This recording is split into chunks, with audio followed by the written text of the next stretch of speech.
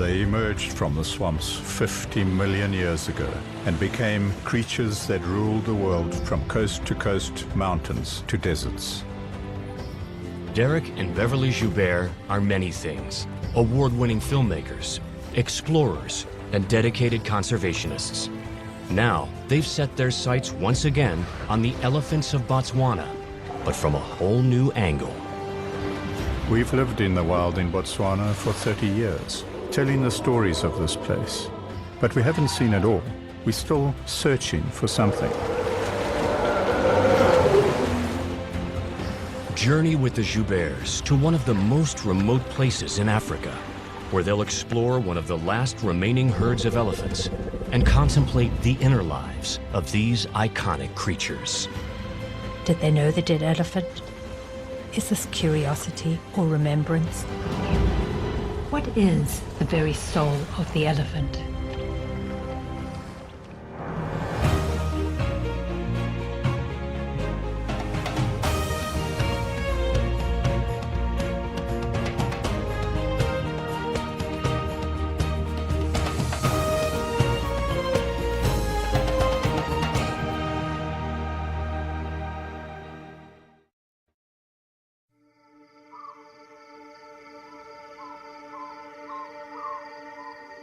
The story of elephants is a timeless story of ghosts.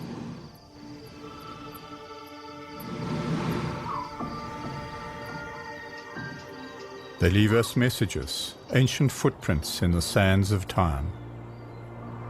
In some places, it's the message of extinction as 35,000 elephants are poached each year, purely for their ivory.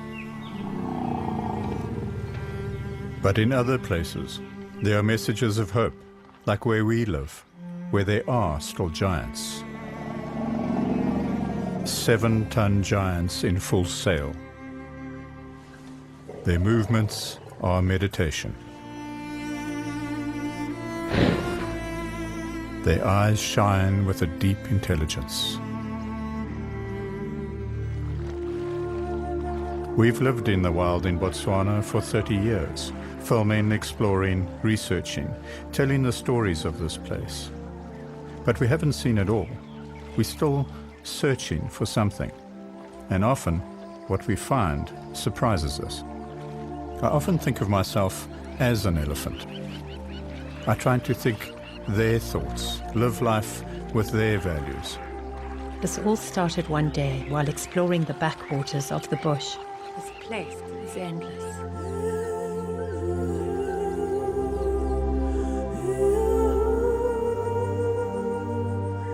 We stumbled across something intriguing. A sun-bleached skull from a bull elephant who died 2 years earlier. But with tusks so heavy, I could barely lift them.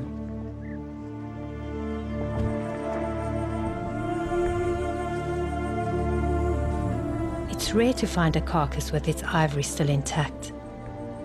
What's so exciting about that is in what it represents.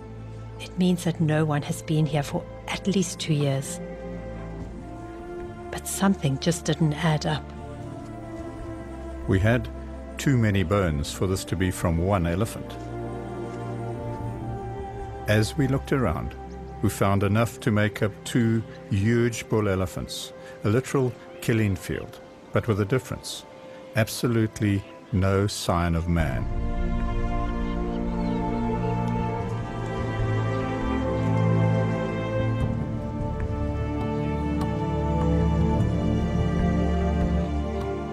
You can age an elephant by its molar teeth, and these bulls were old. But still, at around 70, they had a few years left to live. They both died in exactly the same place at the same time. Usually, that would mean poaching, but why would these 2 bulls still have their ivory? It was a mystery that would change the course of our lives over the next few months. We decided to reconstruct their lives. As we left the gravesite, we didn't feel sad. Out here, you learn that a natural death like these, elephants that die with their ivory, is rare and a celebration, as it should be. dust to dust, the soul of the elephant at peace. This is a magical place, the Selinda Spillway, a web of rivers that snake away from the Okavango Delta and join the northern rivers in Botswana, ultimately feeding into the great Zambezi. So to understand the lives of the two bulls, we've decided to paddle from one end of this river to the other.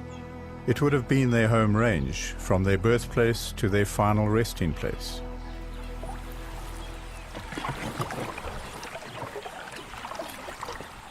Very shallow here. Starting to get into that yellow water that we saw from the air.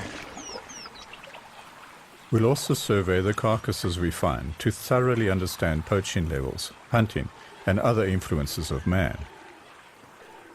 For the next few months, we'll paddle and walk, explore the river and its banks as it cuts through the largest elephant populations in the world.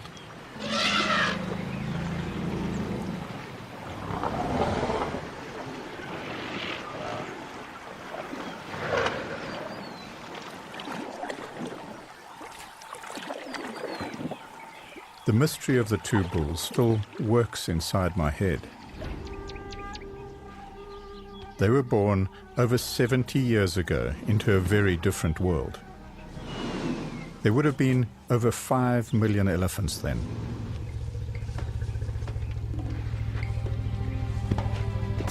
We were waging a world war as a 250-pound baby fought his own first battle against gravity to stand. And his mother diligently cleaned away the placenta to hide the scent and to protect him from lions and hyenas.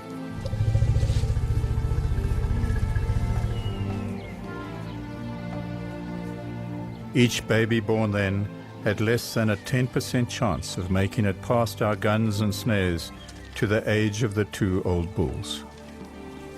But both somehow survived.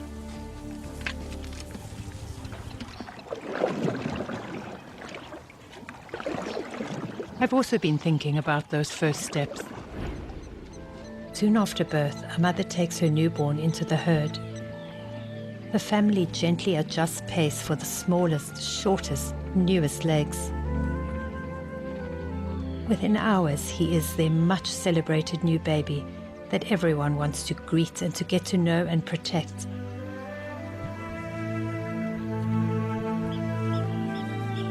The social world he is introduced to will help him develop into one of the most intelligent and sensitive beings on the planet.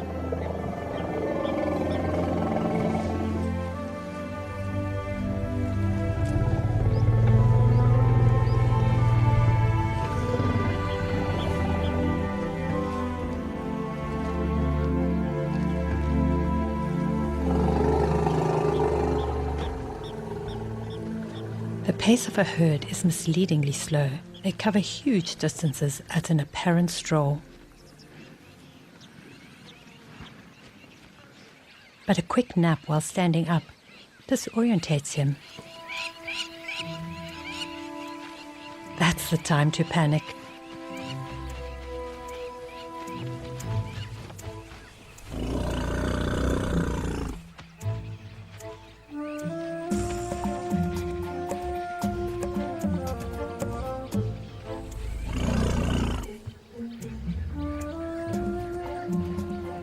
He's a miniature elephant in a world of giants and on strange, slippery terrain.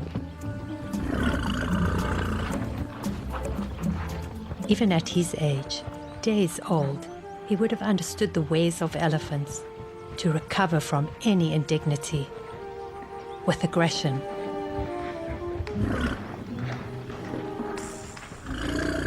Charge at egrets, charge at shadows, but charge whenever you can.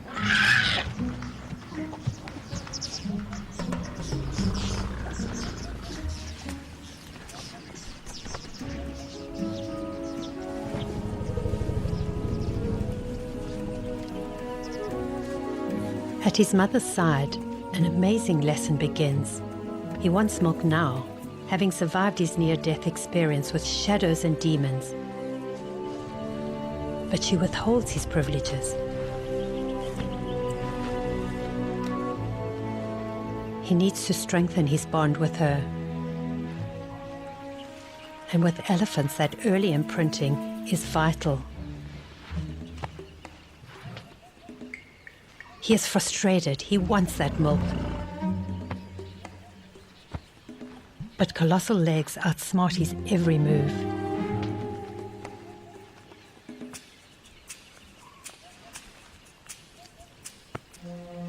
It's only when his temper tantrum passes that he is allowed in. His constant pounding away yields results and milk squirts out. These are the intimate lives of elephants we often forget about when we see them just as falling numbers on a chart. The water's deep enough for the hippo here. It's on the next bend. It's 2 weeks in, and we have a problem already. We know enough from 30 years of filming them exactly what is going on. There, up ahead, hippos fighting. This narrow channel is not big enough for us and angry hippos. Gotta go round there. It's time to get out of the deep water. Derek is always keen to give it a try, but it really is time to find an alternative route. Our reluctant captain checks the GPS and plots another course, except there isn't really an alternative but to pull our canoe and gear through the backwaters and shallows, where we can at least see hippos coming. Very shallow here. So much for paddling down the river. If anything goes wrong, we'll need to be airlifted by helicopter from here. It's over 5 days' drive to the nearest town. All right, well done. All right. In the backwaters, we find another skull. A submerged skull gives us very little to go on. It's like coaxing stories out of spirits, but the clues are all there. The lower jaw indicates it was only about 25 years old. We always replace each bone exactly as we find it, out of respect. The sloping forehead tells us it was a young bull. The tusks have not been chopped out. We write it up as another natural death in a watery grave. There is a richness to life here, but none quite as dramatic as what we finally come across downstream. Just ahead, we see our first living elephants in weeks. The phantoms of this expedition are actually real at last.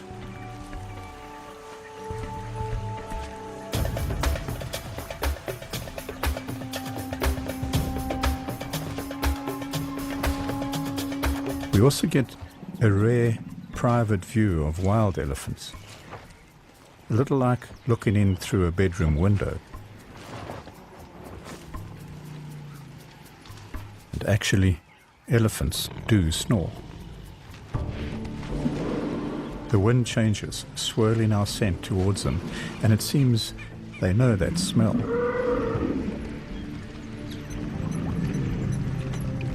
Our only defense in this shallow water is to keep dead still and perfectly quiet.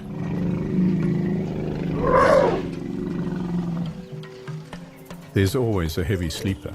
Caught off guard, they're the most dangerous, more prone to panic and to charge.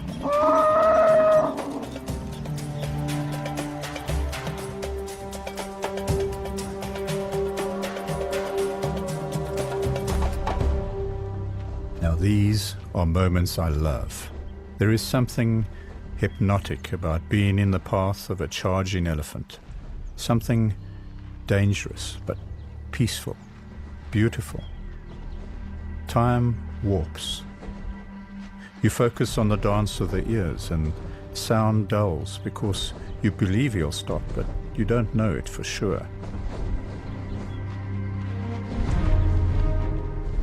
It's strange that you feel most alive when you face death.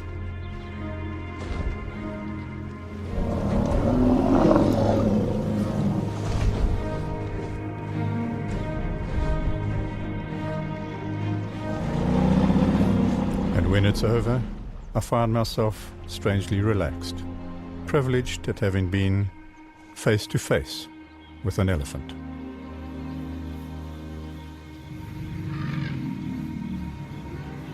Any disturbance ripples through the herds and they stop as one in what we call a freeze.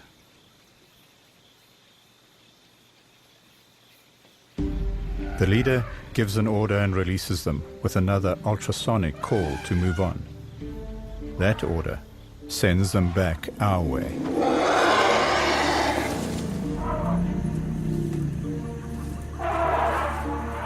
But it breaks our hearts to see each herd we approach disappear like ghosts before we can even get to know them or even count them.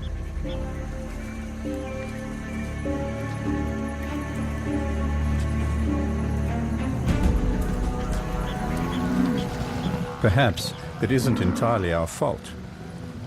Within minutes, we find out that the animals here may be upset for a different reason. There are lions hunting in the dusk.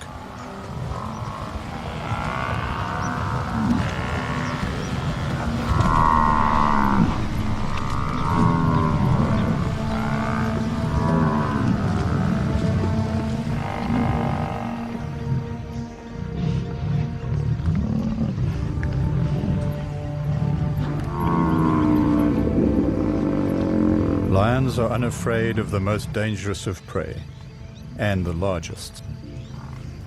But old bull elephants are the true omnipotent rulers of the savannas, not even pausing to look at the carnage. Certainly it wasn't lions that brought down the two old bulls we found over a month ago now.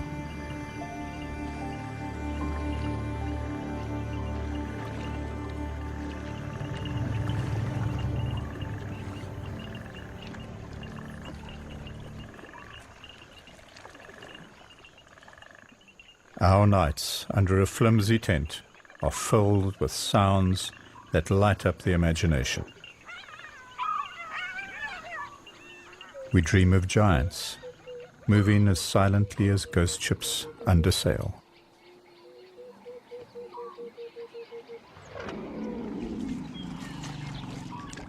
Looks like there's a skull over there. The skull of an elephant tucked into the bush. Let's go down there. We heard them calling all night, and now we understand why. It's one of those gatherings we think are like burial rituals or wakes. Let's see what happens here. That looks like the matriarch over there with her oldest female calf next to her.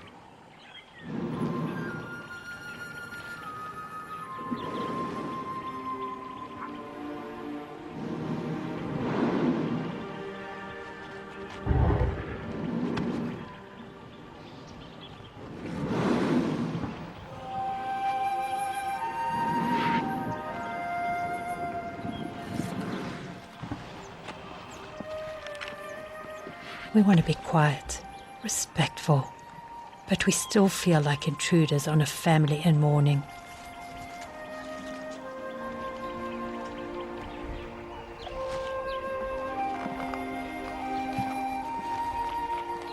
When she lifts the body, she may be looking, searching for the cause of death.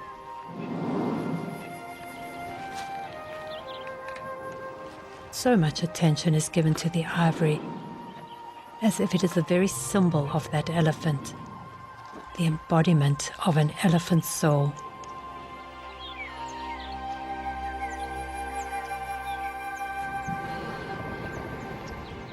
Their brains are almost 5 times the size of ours.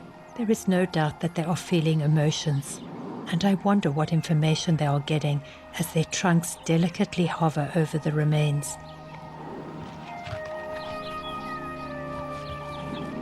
Did they know the dead elephant? Was it a family member? Is this curiosity or remembrance?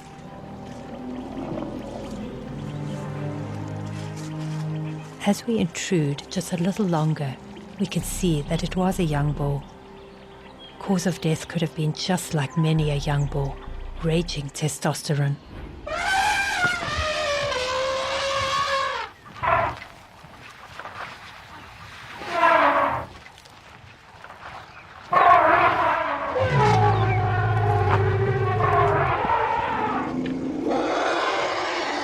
There is a saying in Africa that when two elephants fight, it's the ground beneath them that suffers the most. But a misplaced tusk, a broken leg, and either young bull will end up as bleached skin and bones under the harsh African sky.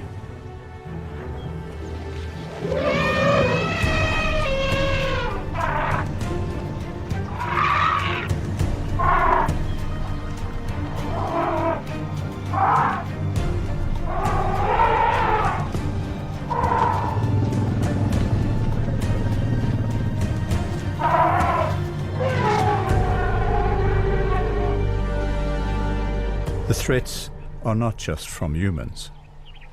As we leave, we understand that for our two old bulls to have survived, they would have had to also make it through this intense phase of their lives.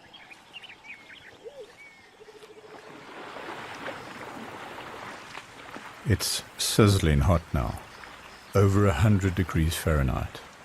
That should make everyone lethargic, or so you would think.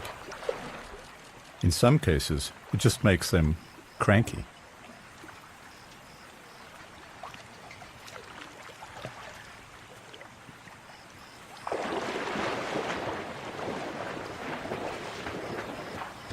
When elephants really mean to attack, they approach with a side-on strut and then dip their heads for the charge. While they flap in ears and trumpeting, "We're okay," it's when they go quiet and drop that head that it could go either way.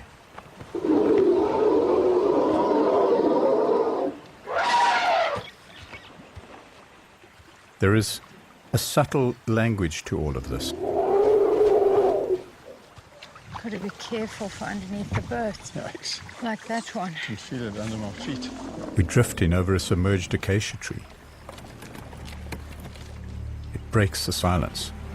The herd's suddenly wary. We can't backpedal without becoming even more obvious to them.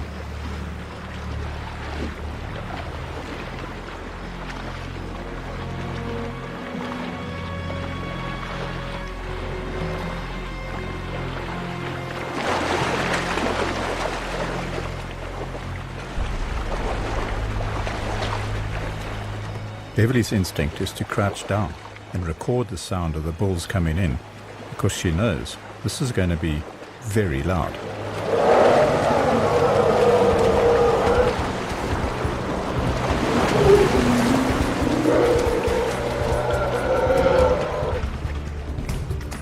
Too close.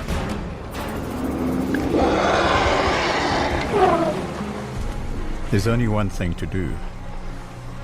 Stare him down. Elephants are so used to being dominant that when something doesn't run off, they sometimes feel intimidated, unsettled. Confidence is the only weapon we have.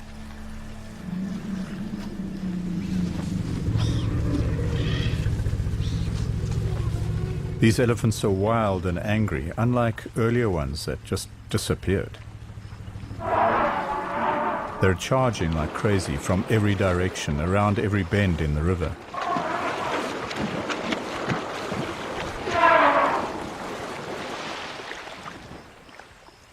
Phew, that was close. Not far downstream, we understand exactly why. Piles of skulls lie scattered all around. Look at this. From the teeth, he doesn't look very old. Still got lots of teeth. Let's look at the front of his skull. Wow, he was shot up. Until 2014, hunting of elephants was legal here. Could have been in here. Yeah. Hunters were only allowed to shoot males, but we uncover female skulls as well. Given what we now know, it must be deeply traumatic for elephants when they stumble across these piles of discarded bones. This is a killing field. It explains why, at the start of each hunting season, elephants would leave hunting areas. They must know what we do to them.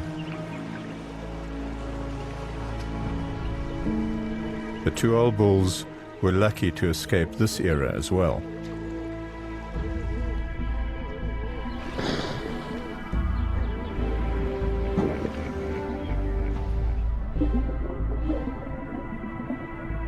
feels like we're in hostile territory.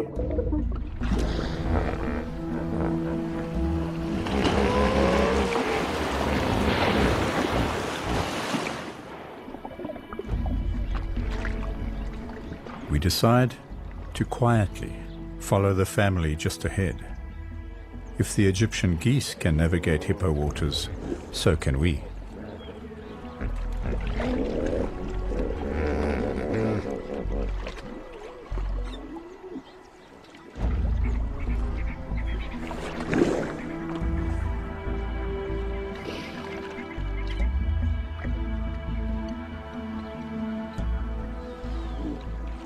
Hippos tend to go to the deep water and then come up anywhere. It's like walking through a minefield. We both silently push back the words swirling around in our heads.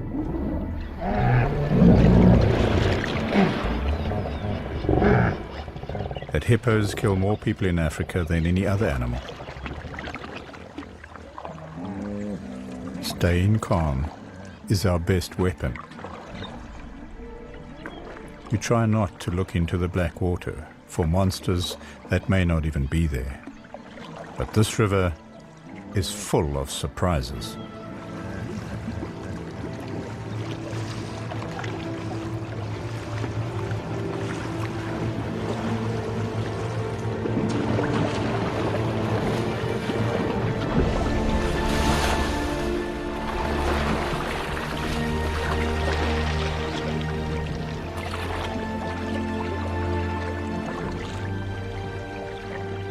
They emerged from the swamps 50 million years ago and became creatures that ruled the world from Africa to Asia and even into the Americas, from coast to coast, mountains to deserts.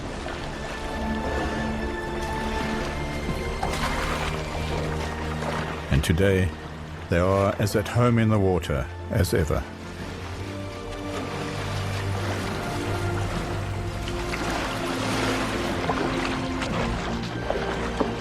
These water dances are playful games, but with an undercurrent of testing wits and strengths.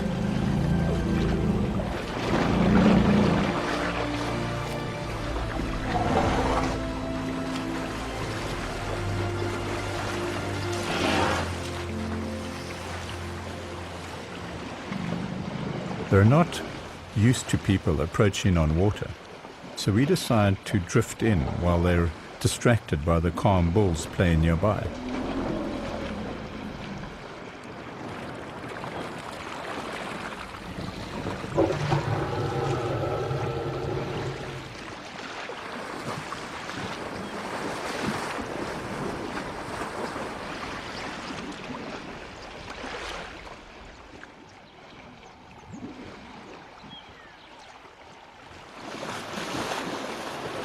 The story of elephants is also the story of water.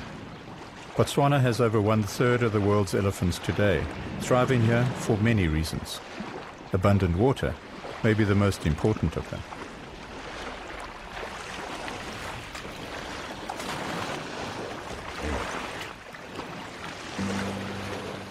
Even the big males barely give us a second glance as they glide by.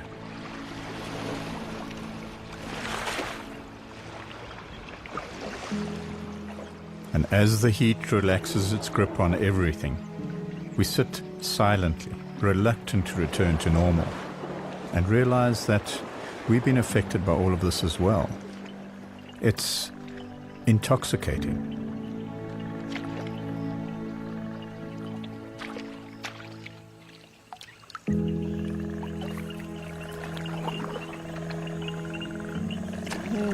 To guide us in.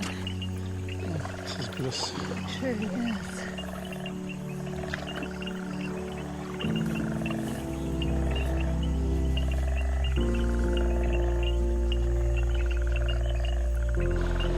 Our camp tonight will be under the full moon and in the company of magical beasts in fairy tale moonbeams, remnants of a time past, perhaps. We realize that we have tapped into that ancient heartbeat of the elephant, the very soul of who they are.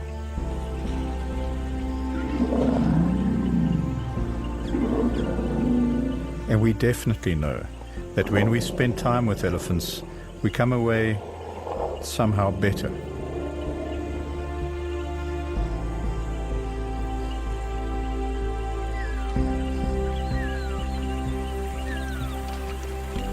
forward on your side. It's hard to see. The water seems so black.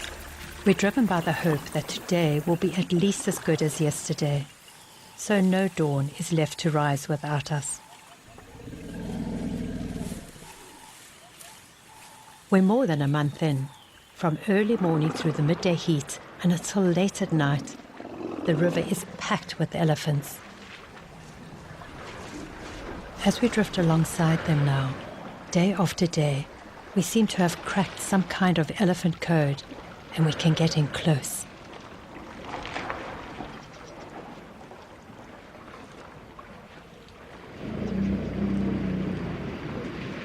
We can see details we didn't before. We soak up the closeness, the smell, the trust, and feel the beat of their silent calls in our chests.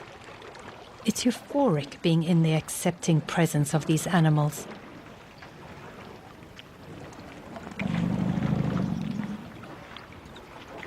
With elephants as calm, Derek wants to experience that closeness even more.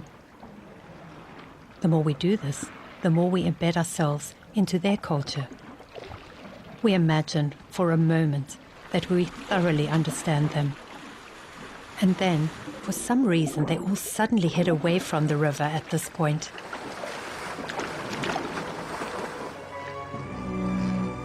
We're now close enough to get to our plane and to get an overview and find out exactly why. Floating over Botswana is magical.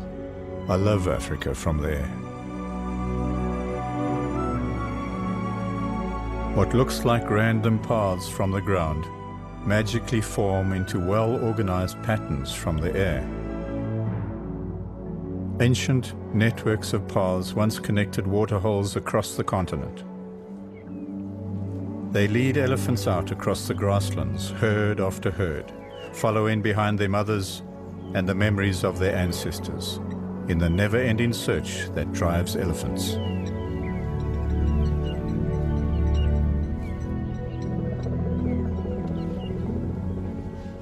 We can now recognize individual elephants, like this one tusker and her family, as they etch their own stories into the paths with their feet.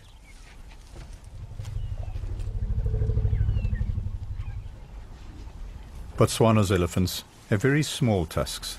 The water here has little mineral value, so tusks are brittle. It may be a saving grace.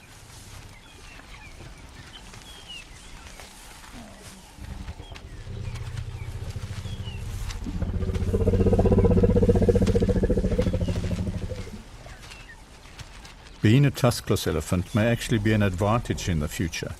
Virtually every family here has at least one tuskless female. They leave the rivers here for something other than water. Salt. Elephants need almost a quarter pound of salt every day, and this is the only place to find it. They probe and prospect for tiny crystals, an almost impossible task without fingers, you'd think. But with at least 60,000 muscles in their trunks, elephants can pick out a crystal and work it loose. If need be, they use heavier equipment. Then they just work whole clods into their mouths to swallow and rely on efficient stomachs to filter out the good stuff. The trunk defines elephants. It's their tool for digging, breaking, smelling, investigating, always alive, always moving, just like them.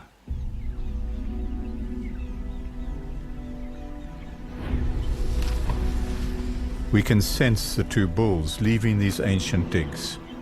20 years ago, they would have been in search of something even more important than salt, to securing their future. To mate, both males and females need to be in sync.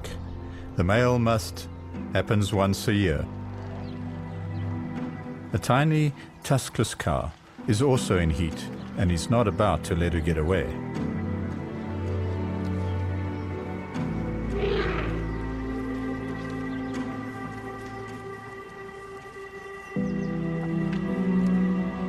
"22 months from now, he could have an heir. She may still be a teenager, but she knows how to send secret messages of seduction. The only clues are in her soundless open mouth and flapping ears.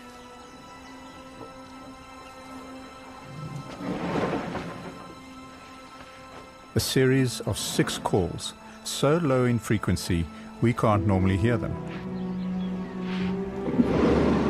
This will attract every mating male within 10 miles of here to contest for the right to pass his genes on to the next generation of cylinder elephants.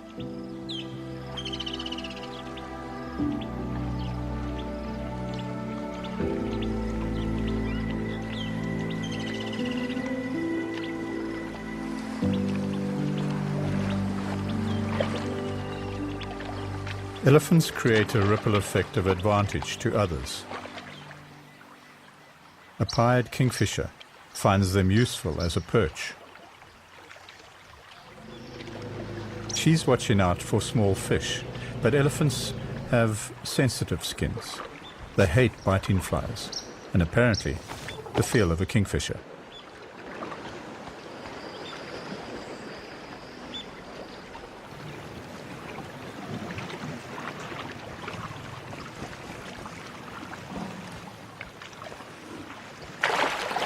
There is a time for babies to just follow along, and a time for them to play and enjoy the slippery feeling of fine mud under their feet. But this is not one of them. We know from working with lions just how quickly they see an opportunity and react. The baby is down, floundering, drowning.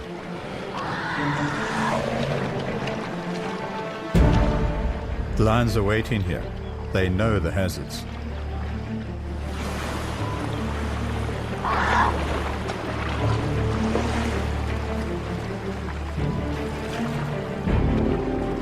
And these lions are not afraid of water.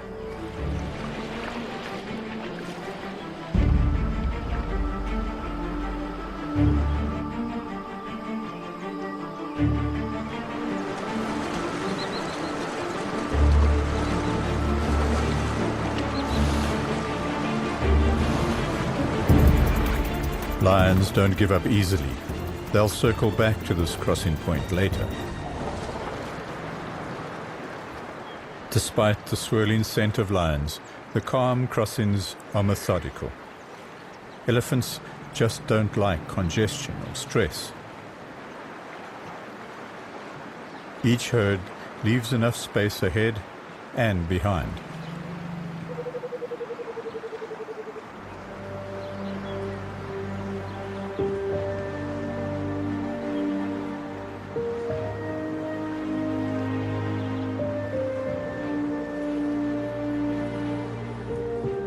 These gatherings and long lines of elephant families floating across the landscape in and out of the sparkling floodplains are very typical of the freedom of Botswana for elephants. The freedom to come and go almost endlessly, to feel the weightlessness of their huge bodies in water.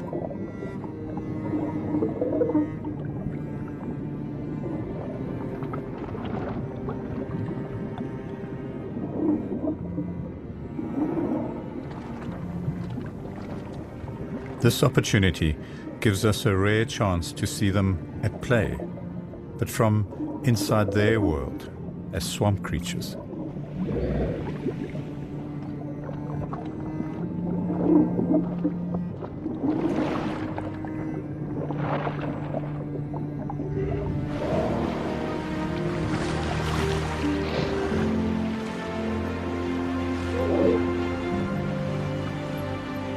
They always maintain the integrity of their family groups, keeping separate by just enough so their young don't mingle and get lost, and yet close enough to stay in touch as a herd. as a clan of elephants. At times, these clans will gather at crossings in numbers of well over 400 elephants along the Cylinder Spillway. Keeping those families intact in a huge herd like this can be a challenge.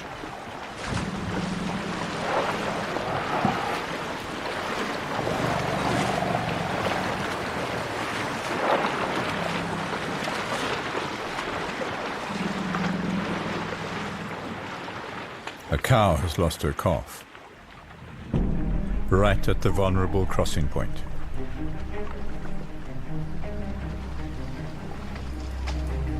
After doing the very first studies and films on lions attacking elephants, we can virtually replay it from memory.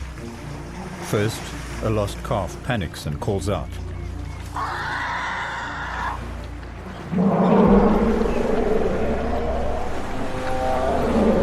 The lions respond. They circle and attack from behind.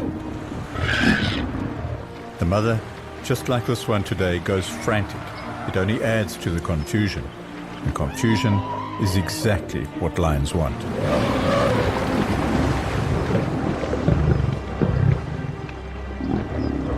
Today, it is different.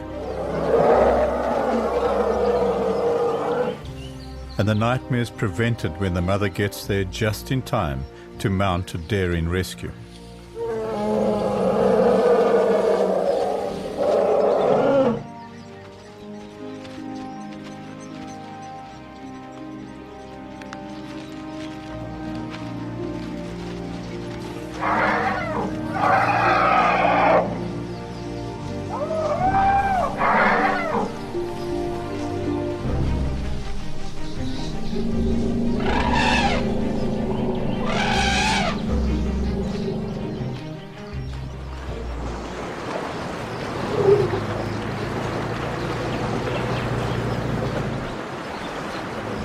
With the rescued calf in tow, she now has to make up ground to join the rest of the herd.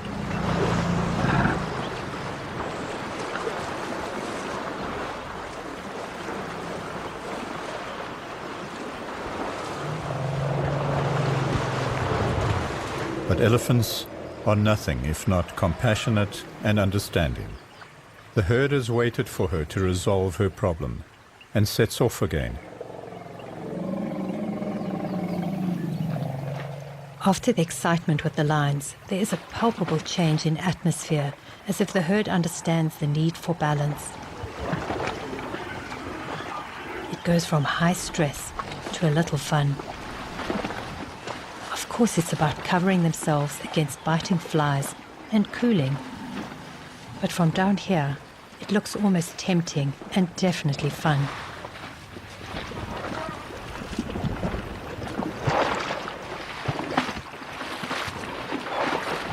There is not much of the world left that can make you feel like this.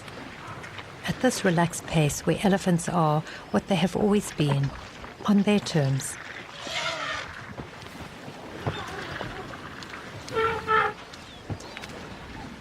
A coating of dust dries the mud. When it cracks and falls off, it takes the ticks and other parasites along with it.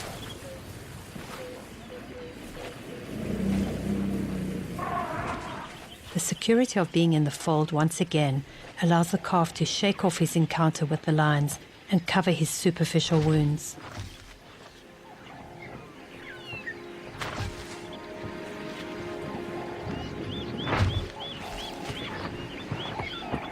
Following that unending cycle of dust to dust, one day we find some elephants veering off track. The leaders pad across country with purpose.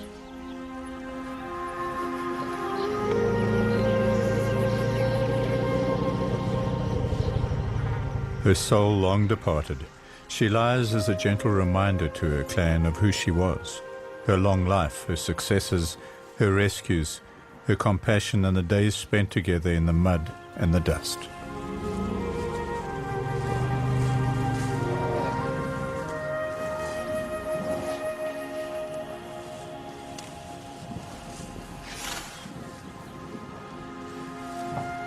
How she died, we'll never know.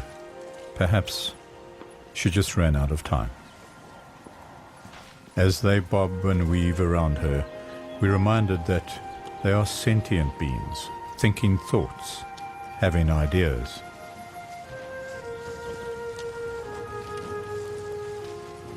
Touch, smell, remember, think. All you ever need to know to be inside of an elephant's head at these moments.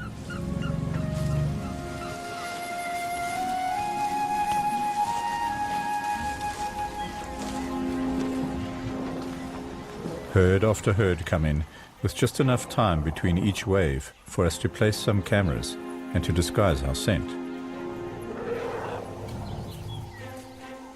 At the last minute, I remember that actually turning the camera on may be useful.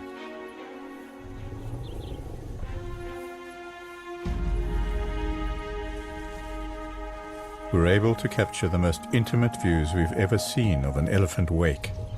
So close, neither of us wants to breathe or break the spell.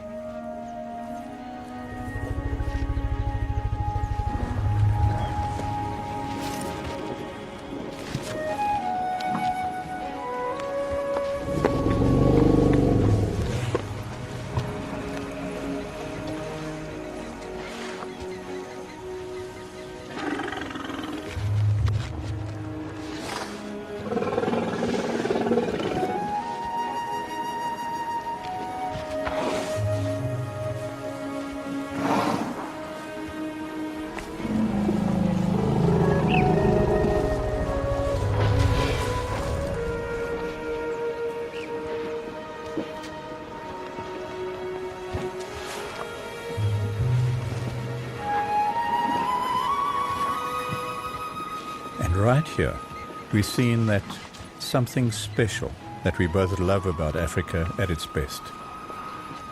A skull with its ivory intact, pure, the way it should be, absolutely worthless.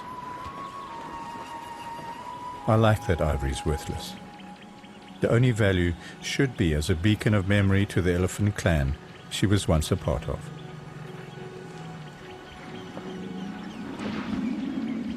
What legacy is left behind?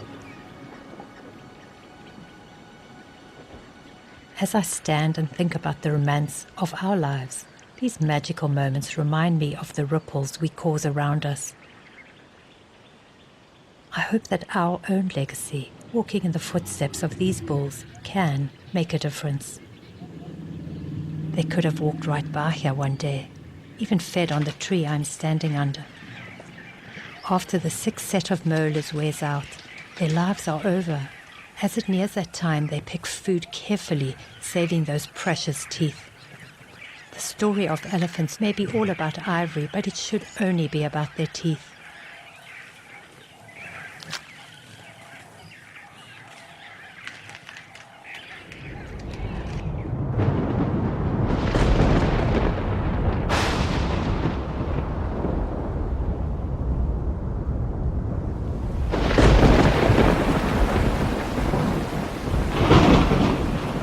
The lashing rain triggers respite for elephants and their teeth. They scoop up the soft green grass and shovel it down for 16 hours a day. We remember the teeth of the bulls. They still had years to go. As we follow the elephants into the open, we have a flash of inspiration.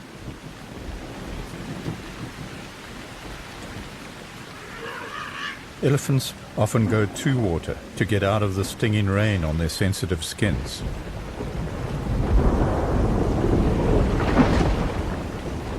They could have been struck down instantly by lightning. It's the best answer we can find for two bulls struck dead together with their tusks intact. These phantoms have somehow become real to us, no longer apparitions in the half-light. They're living beings with full lives and even quite possibly souls. It feels like we knew them as newborn babies at play in the fields of paradise. we've filled in the gaps of these gentle 7-ton giants' lives. Companions for life. Over and over, we find the same evidence. Botswana is one of the few places on the planet where elephants can still live out a natural life. We're obsessed now with coaxing these secret stories from the bones. She was probably a matriarch with unusually long tusks. Like others here, she enjoyed the vast freedom of a protected land in Botswana. But we're also shocked by the fact that since you started watching this film, 5 elephants were killed simply for their tusks. It's not the ivory that will enrich us. We'll find far greater enchantment in the journey of life they will lead us on. Whether they survive long enough for us to really get to know them depends entirely on what we can learn about the very soul of the elephant.